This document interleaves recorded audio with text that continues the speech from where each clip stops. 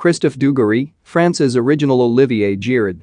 Christophe Dugarry won both the 1998 World Cup and Euro 2000 with France and was a key member of a tight kit squad that stayed almost entirely the same for several years. He was far from a prolific striker at club level, yet he filled a crucial role for the national team that justified his continued selection as part of a glorious golden generation. Although a different type of player, it is role that Olivier Giroud has taken on for France more recently.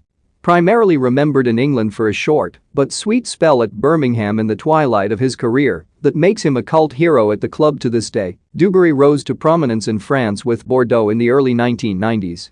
He was noted for his flair and skill and scored consistently from season to season, if not producing high numbers overall. Like several of France's golden generation that went on to win the World Cup on home soil, his chance at international level came in the wake of failure to qualify in 1994. Zinedine Zidane fell into the same category, as did Lilian Thuram, Fabien Barthez, Youri Djorkaeff, Marcel Desailly, while emerging talents Patrick Vieira, Thierry Henry and David Trezeguet arrived on the scene in the wake of Euro '96. At club level, Dugarry earned a move to AC Milan after the Euros, having scored twice against the Rossoneri for Bordeaux in the UEFA Cup a few months earlier. Things didn't go as planned in Italy and were even worse the following season when he joined Barcelona and left without scoring a goal. Dugarry returned to France to join Marseille midway through the 1997-98 campaign. He had briefly lost his place in the French national squad during that challenging time, but was still among coach Aime Jacquet's final 22 when it really came down to it. Dugarry didn't disappoint, scoring France's first goal of the home World Cup in an opening group stage win over South Africa. That was one of only 80 scored in 55 appearances for Les Bleus.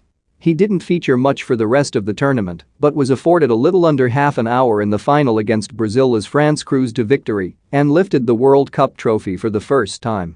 Back at club level, Dugarry was still struggling to replicate the form that had initially earned him recognition at Bordeaux several years earlier.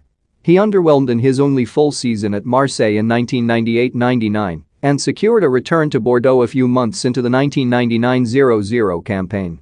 However, just as had been the case in the build-up to 1998, the place in the France squad that Dugarry had temporarily lost owing to patchy club form came back as Euro 2000 approached. He made his first international appearance in 9 months around 10 weeks before the tournament and went on to start 3 of France's 6 games, including the final against Italy.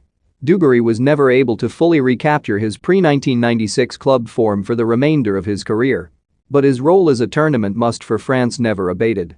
He was there as a half-strength French side won the Confederations Cup in 2001, albeit most as a substitute, and was there again as 14 members of the 1998 squad reunited for the 2002 World Cup in the Far East.